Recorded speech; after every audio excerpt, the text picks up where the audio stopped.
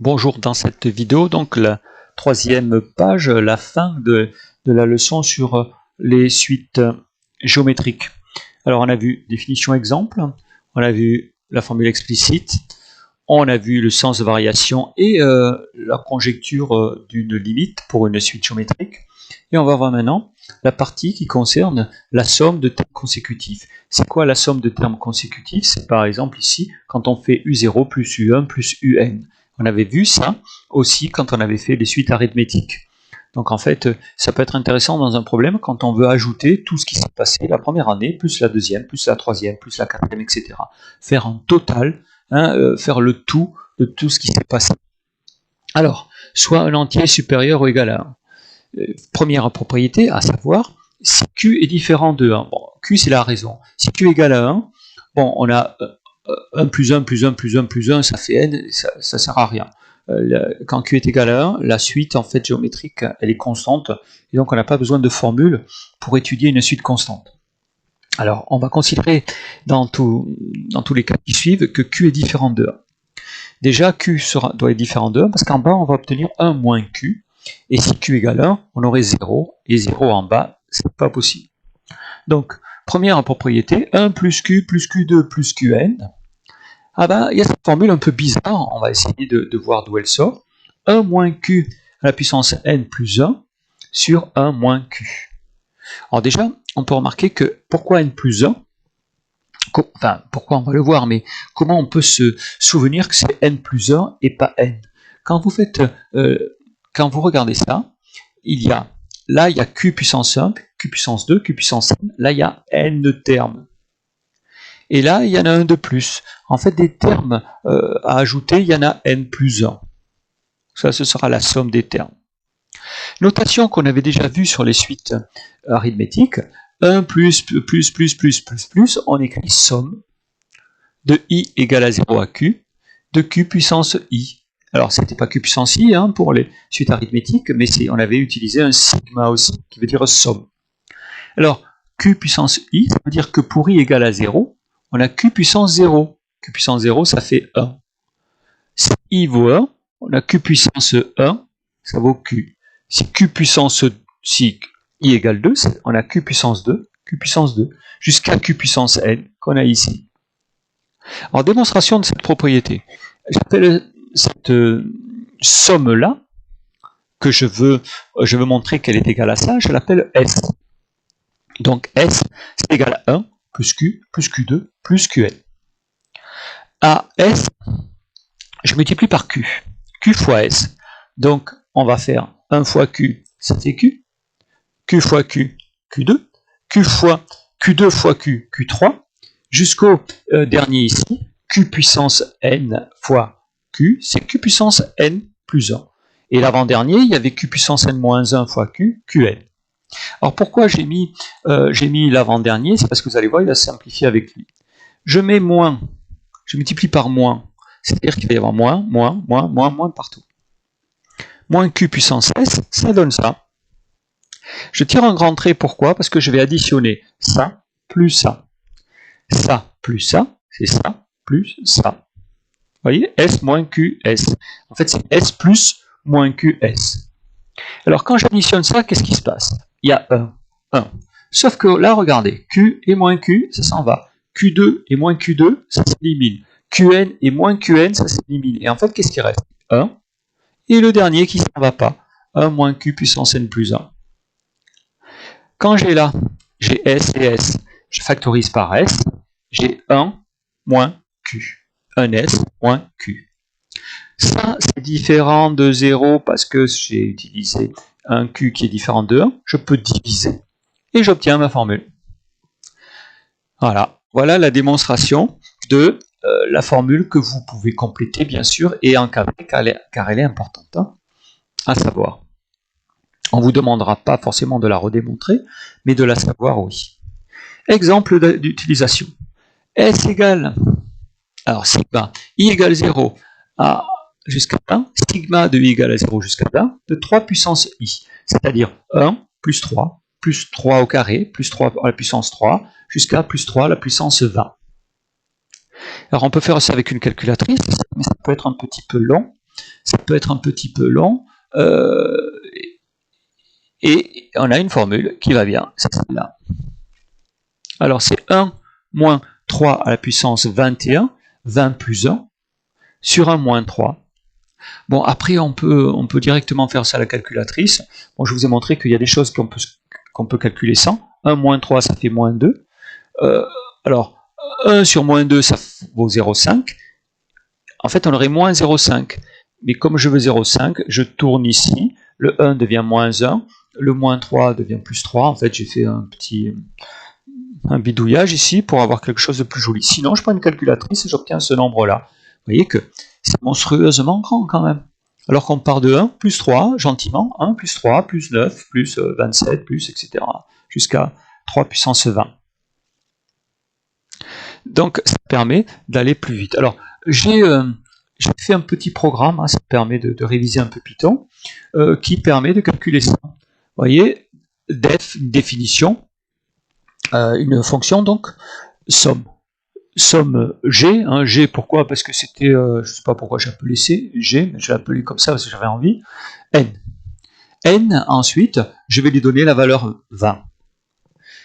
Au départ, S vaut 0. For i in range n plus 1, pour que ça aille jusqu'à 20, il faut mettre ici 21. S égale S plus 3 puissance i. C'est-à-dire qu'au départ, quand i vaut 0, je mettrai plus 3 puissance 0, qui donne 1. Ensuite, quand i vaut 2, quand i vaut 1, j'aurai plus 3 puissance 1, puis plus 3 puissance 2, plus 3 puissance 3, etc. On va faire la boucle. En fait, on fait 1, plus 3 au carré, plus 3 à la puissance 3, plus, etc. Je lui demande de m'afficher le résultat de ma fonction pour n égale 20. Donc, j'exécute. Toc, toc, toc. Ça marche ou ça marche pas. Et ça marche. Et j'obtiens ça. Bon, est-ce que c'est le même? Ça. Alors c'est quoi ça? Ça c'est 1000, millions, 5 milliards, 233 millions, etc. Et j'obtiens avec Python le même résultat. Vous voyez? S égale à 0. Et puis j'ajoute chaque fois 3 à la puissance 0, plus 3 à la puissance 1, plus 3 à la puissance 2, plus 3 à la puissance 3, jusqu'à plus 3 à la puissance... là, ça n'utilise aucune formule. Là, par contre, on utilise la formule qu'on a démontrée ici. Alors, propriété sur la somme des premiers termes d'une suite géométrique UN de raison Q différent de 1. Q différent de 1, on a déjà expliqué. Hein, pourquoi ici? Alors, la seule différence, c'est qu'on n'a pas des 1 plus Q puissance n, on a U0 plus U1 plus UN, etc. Alors, l'idée, simple à retenir, c'est qu'on met le premier terme, on fait 1 moins Q à la puissance le nombre de termes sur 1 moins Q. Ici, des termes, il y en a n plus 1. Si on démarre de 1, des termes, il y en a seulement n. Et on met le premier terme. Plus généralement, voilà, si ça démarre de, par exemple, pas de U0 ou de U1, mais de U60, on mettra U60 au début. Là, on comptera le nombre de termes qu'il y a. Et on fait toujours cette formule-là. On va voir des exemples. La démonstration d'ici, de ça. Alors, somme de u égale à 0 de n de ui, puisque c'est une suite géométrique, ui, c'est u0 fois q à la puissance i. Pour ceux qui se sentent un peu paumés, je ne fais qu'utiliser ça, mais à la place de n, je mets i. En fait, on a cette formule-là. Chaque terme, on peut le remplacer par ça ici. Alors, ici, hop, le U0, c'est toujours le même. Donc, on peut le factoriser. En fait, qu'est-ce qu'on a? On a U0 fois Q, plus U0 fois Q2, plus U0. On peut souligner le U0. On le met en facteur, il passe devant. Ça, ça tombe bien, puisque j'ai une formule qui va très bien. J'ai une formule qui va très bien, c'est celle-là. Ici. Et je retrouve la formule qui est ici. En fait, c'est la même que celle qu'on a vue, mais on a un fois U0 devant qu'on a factorisé. Le U0 vient devant parce qu'on a factorisé le U0. Donc ça, c'est à retenir. Vous avez trois formules. Si vous retenez celle-là, vous retenez celle-là et celle-là, qui sont des cas particuliers. Alors, je ne sais pas si vous vous souvenez de la suite VI. La suite VI, c'était la suite VN plutôt, c'était cette suite-là. Donc la raison, c'était 9,61 et le premier terme, c'était 4. Alors, je veux calculer les 10 premiers termes. Attention, les 10 premiers termes, si ça démarre de 0, on va que jusqu'à 9. Sinon, si on va à 10, il y aurait 11 termes. Alors, je fais V0, le premier terme, fois 1 moins Q, le nombre de termes, sur 1 moins Q. Je remplace V0 par 4. La raison, c'était 9,61. Tout ça, bon, après, là, on peut arranger tout ça. Vous voyez, là, quand je fais 4 divisé par, entre parenthèses, 1 moins 9,61, la calculatrice me donne ça, en fait. Sinon, je tape tout ça, et ça donne ça. Alors, si on prend une calculatrice, ça donne ça, ça a l'air de s'arrêter, ça a l'air d'être... J'ai mis un point d'interrogation, parce qu'en fait, je ne sais pas si c'est exact, ou si la calculatrice ne nous donne pas des chiffres qui sont après. Donc moi, je préfère... Ici, je mets un point d'interrogation, je préfère y mettre un, parce que je ne suis pas sûr que ça tombe juste. Voilà. Alors, ici, l'exemple 2. L'exemple 2, vous vous souvenez, c'était l'histoire du métro à Oslo, là. Et donc, qu'est-ce qui se passait, ce métro à Oslo? Il s'est passé que ça augmentait de 1,13% par an. Et on avait calculé, quelque part ici, on avait calculé ce qui se passait en 2037. On avait calculé U18. Il y avait ce nombre-là. Et maintenant, ce que j'aimerais, moi, c'est savoir le nombre total d'utilisateurs. Alors, bon, c'est un peu ambigu mon truc. Bon, peut-être que si je le dis pas, personne ne va s'apercevoir, je vais le dire quand même. De 2020 à 2037. Alors, je vais ajouter ceux de 2020, 2021, 2022, 2037. En fait, je vais ajouter ça. Oui, là où c'est un peu ambigu, c'est que le nombre total d'utilisateurs différents.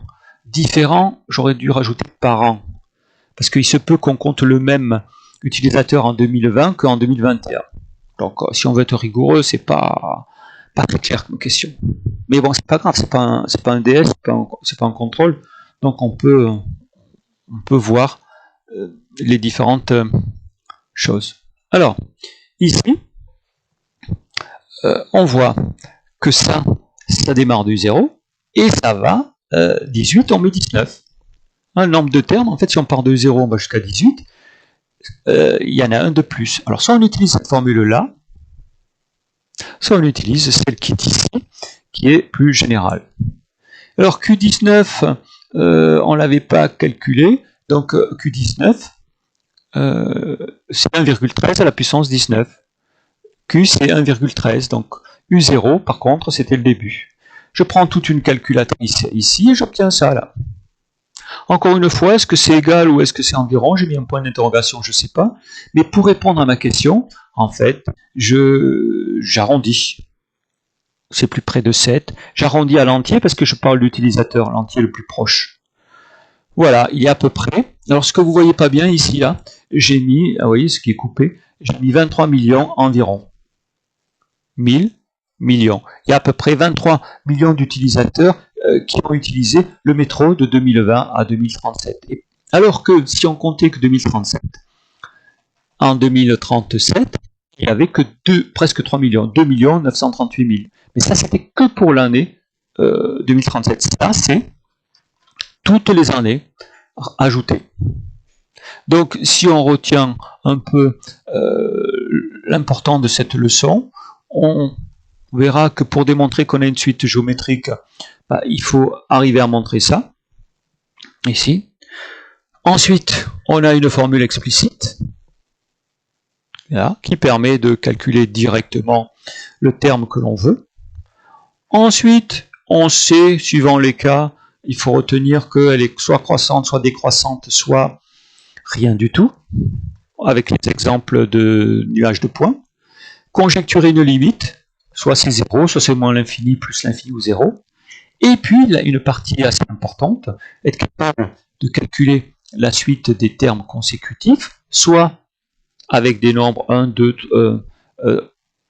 des nombres comme ça, 1 plus 3 au carré, plus 3 puissance 3, etc. Soit avec une suite géométrique où on a en plus le premier terme. Donc vous avez cette formule-là. Celle-là, en fait, qui est la même, mais on met U0 ici. Ça, on démarre de U1, donc il y en a un de moins, et puis la formule générale. Vous avez tout dans la leçon, hein, les exemples, donc il faut bien, faut pas copier vite, hein, il faut prendre le temps avec la vidéo de comprendre, de prendre la calculatrice, de vérifier que les résultats sont bien les bons, hein, de voir par exemple les petites remarques ici, pour bien comprendre la leçon. Voilà.